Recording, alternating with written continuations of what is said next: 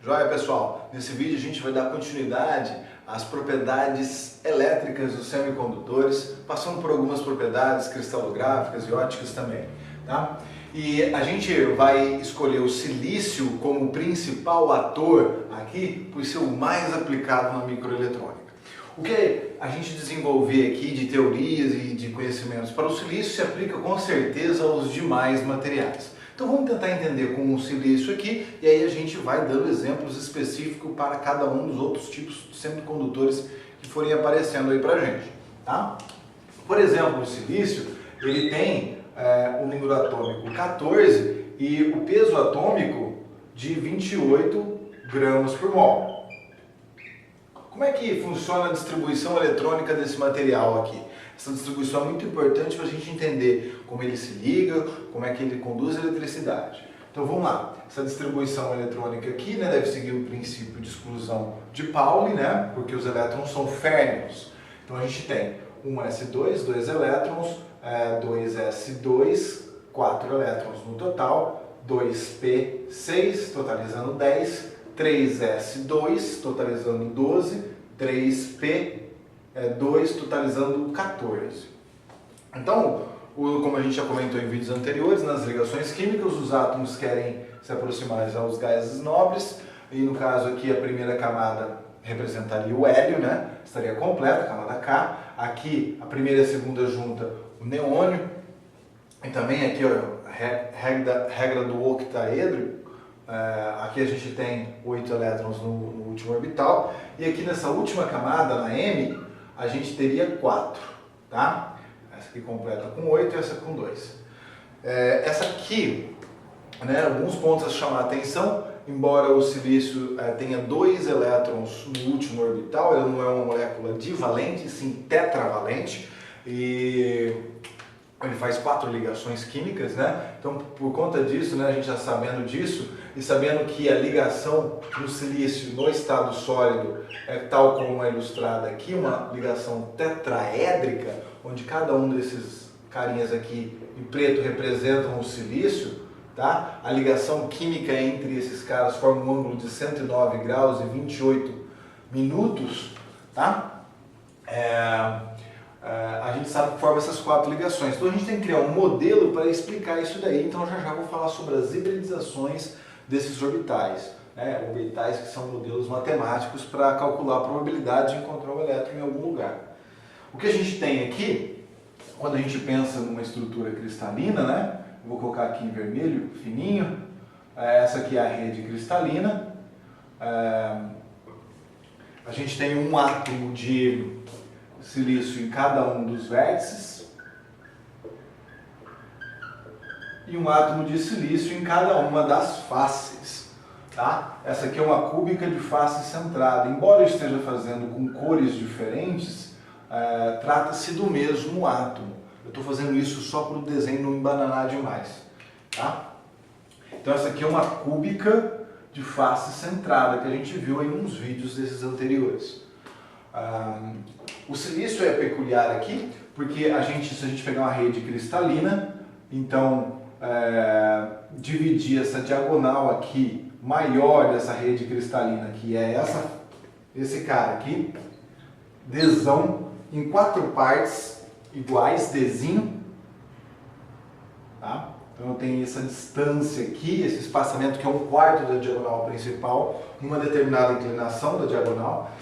Então se eu usar essa distância, essa inclinação e adicionar 4 átomos nessa rede, tá? Nessas posições específicas aqui que eu estou colocando, então você terá ligações tetraédricas, como você pode observar aqui, ó. Por exemplo, esse cara com esse aqui, esse com esse com esse e esse aqui, você tem uma molécula tetraédrica, tá? Então seria uma cúbica de faces centradas modificada com 4 átomos aí adicionais a uma distância d, tá? Uma outra forma de ver, 2 cúbicas de faces centradas espaçado nessa diagonal a uma distância e nessa inclinação aqui d. Não vamos nos preocupar muito com essa estrutura cristalina aqui do silício, o que a gente está preocupado agora mais é com o conceito de semicondutor que ele tem. Então, o que a gente tem aqui, né, vamos dar uma atenção especial para essa última camada. Essa última camada a gente tem um orbital 3s, então um orbital s, né? Tem 2 elétrons aqui, representado pelos spins.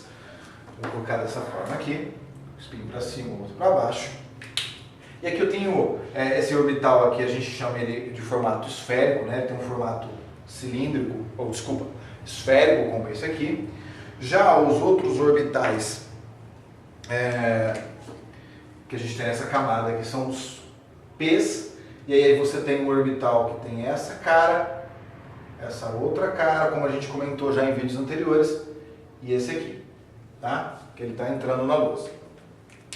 Então aí a gente teria aqui um elétron aqui e um outro elétron aqui.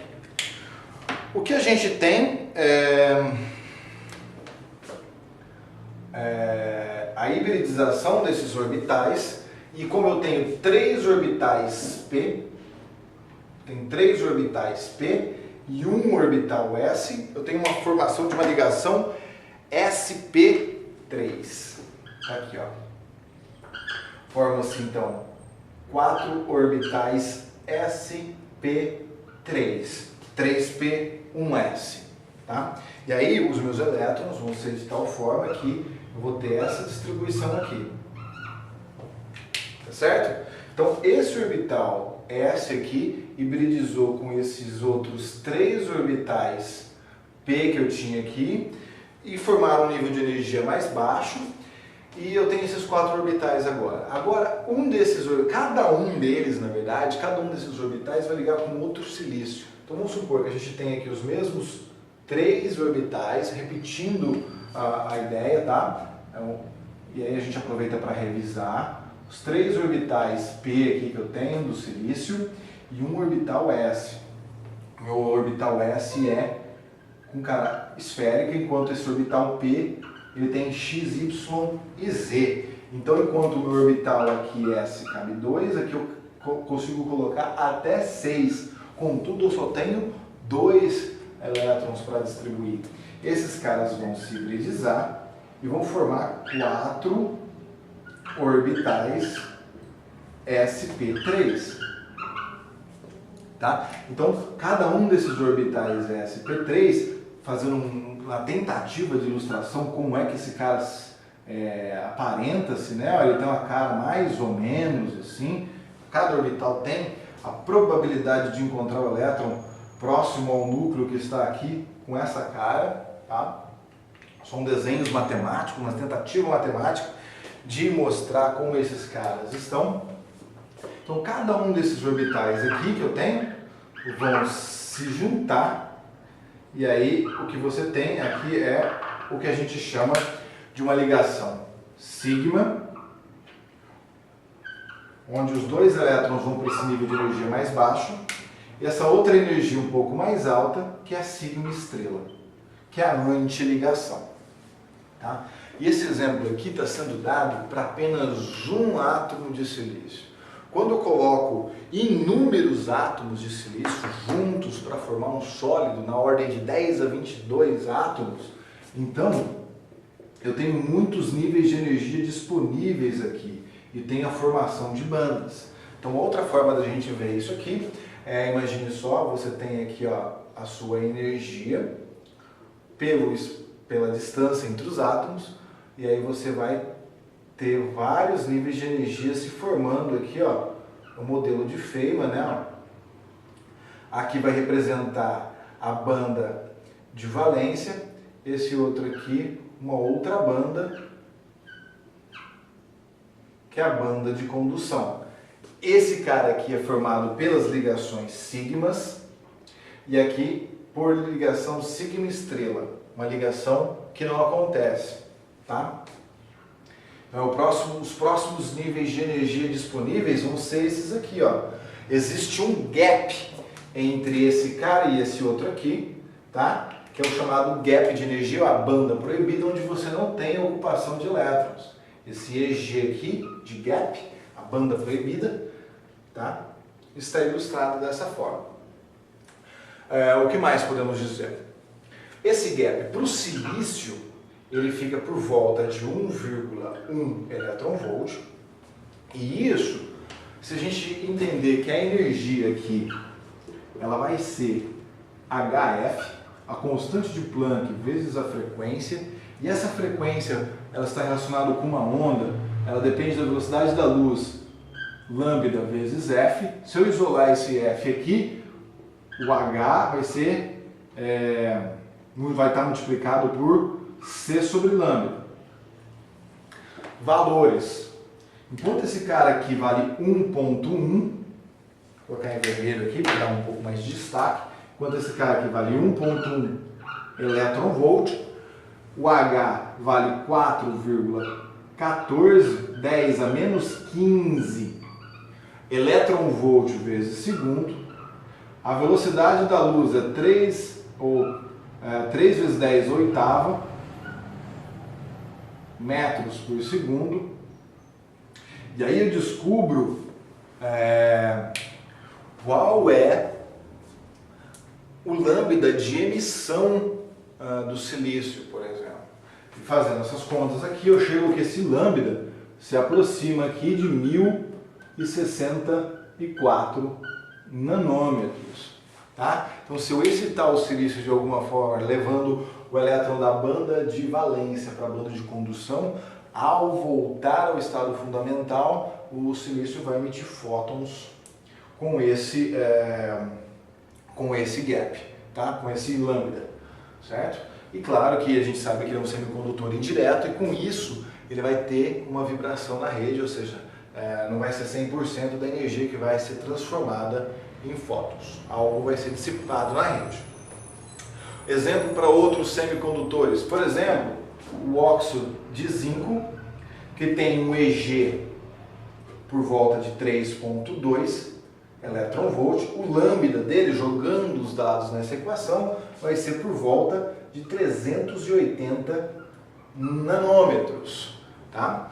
Um outro material, arseneto de galho, o E-gap dele é por volta de 1,42 eletronvolt. Logo, o lambda que ele vai nos proporcionar é por volta de 850 nanômetros. O que eu quero dizer aqui é o seguinte: cada condutor, semicondutor, vai emitir luz numa frequência específica, numa cor específica, ou fora do visível, no caso aqui, no infravermelho, como o silício. Tá? E a depender da energia externa, você consegue mais facilmente, como o silício ou como o arseneto de galho, elevar o elétron da banda de valência para a banda de condução. Já no óxido de zinco, você precisa de luz na faixa do ultravioleta para promover o elétron da banda de valência para a banda de condução. Esses são os semicondutores puros, tá?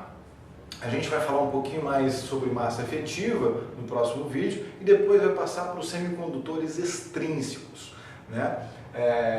Na verdade, vamos falar um pouquinho ainda sobre a condutividade elétrica nesses materiais e quem é que desempenha um fator importante nessa condutividade elétrica, tá?